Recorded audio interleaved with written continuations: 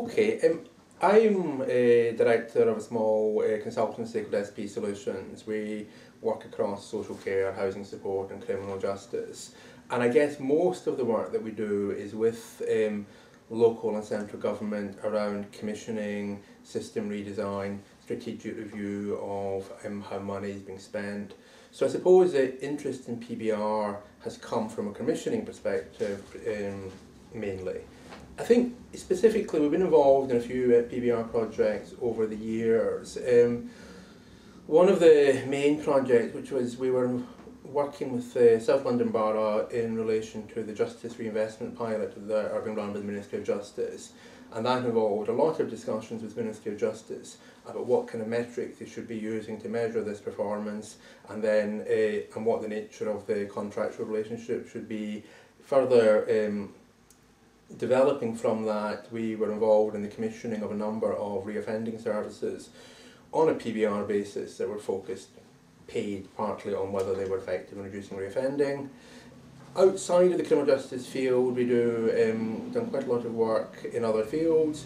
I'm involved in the national evaluation of the Supporting People PbR pilots, also involved in developing PbR contracts for drug treatment, homelessness resettlement, prevention of homelessness, prevention of use of A&E, use of community centres, reablement and reviews in adult social care. So I've done PbR contracting and I've thought about PbR contracting across quite a wide range of public policy fields.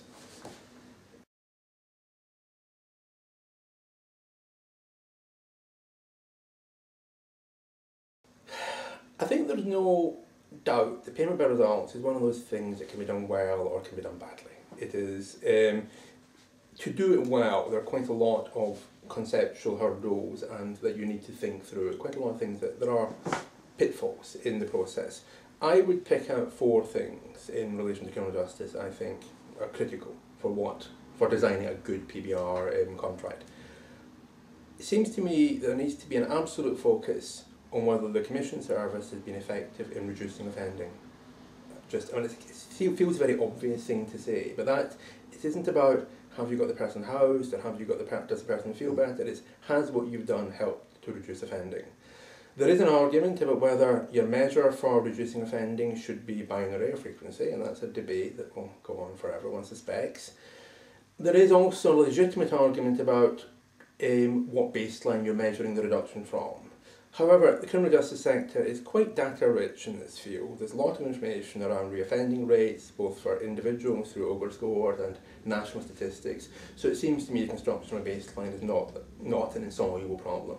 So I think that's the first point. I think the second point I'd make is payment by results, by its nature, involves a risk transfer to the provider organisation. I think alongside that risk transfer there must be the possibility of reward. It is not, if a provider has been doing something that works, there must be an upside, there must be a benefit for them in doing that, not just a punitive element for them getting it wrong. Third point, following on from that, is in order to do this, you need to give the provider organisation as much flexibility as possible in designing the service, designing their how they wish to achieve the outcomes you've tasked them with achieving. And that includes freedom to innovate, freedom to experiment, freedom to fail, and freedom to change tack. So those things seem to me to be intrinsic features of a good PbR contract. The reason I say that is you cannot say to a provider that we're going to tell you how to do this, but we'll penalise you if you get it wrong. It's just not reasonable. Fourth point is I'm quite strongly opposed to the concept that one hears sometimes about using intermediate measures of outputs. People talk about using things like distance travel tools or using things like number of offenders again employment, the number of offenders again housing. Problem with those measures, it seems to me, is the former are very subjective, can be gamed very easily.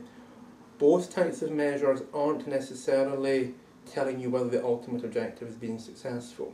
Perfectly possible to get an offender housing, they carry on offending.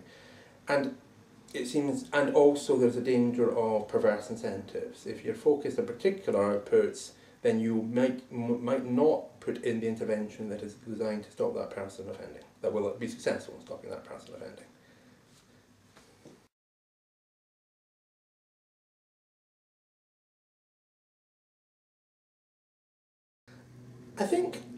PbR, when done properly, really helps commissioners and providers to focus attention on what the purpose of the service actually is. In order to design effective PbR, you've really got to think, what are we trying to achieve here? And think about then what metrics will help you measure that. That's a surprisingly rarely asked question. There's lots of things that are done because they've always been done, or because it's a statutory requirement, or because it's a grant condition. I think asking that fundamental question, why are we doing this? How do we know if it works, if it's worked or not, is very important. I think if you get PbR design right, you've linked the interests of the commissioner and the provider much more closely than in the past. I think you're basically, the provider and the commissioner have a common objective and a common purpose in a way that a strongly spec output spec contract doesn't necessarily have. And I think if you do it right, that payment by results can create a space for innovation, for creativity, for doing things differently, and overall should move service design much closer to the end user, which is where it should be.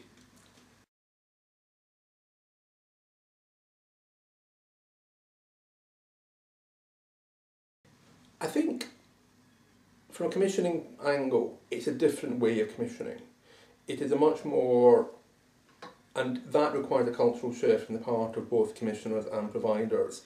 It is quite easy to specify inputs, to specify outputs, to measure these. That is what we're used to doing. To some extent, that is what we feel comfortable doing. Providers are also used to being told what to do, and in some ways they're quite comfortable with that. In order to move towards an outcome-based approach, that involves a kind of co-design element. It involves providers and commissioners thinking about what innovation might look like, and there's a cost in time and effort in doing that. And if you don't put that time and effort in, you've got a danger of just replicating the current arrangements, but with some added penalty clauses.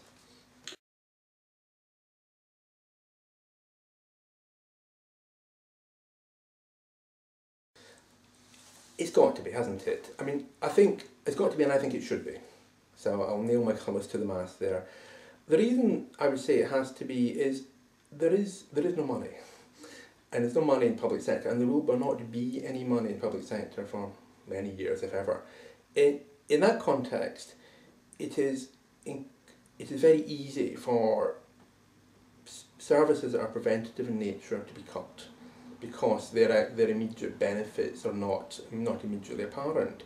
And all criminal justice services, or most of them, are actually preventative in nature. They're designed to prevent offending or reoffending. The argument that preventative services are of value is much more persuasive when the payment for those services are linked to outcomes. And I think I would also argue why I think it should be, is that provided you design payment by results contracts properly, you can get much better and more effective services for the same or less money.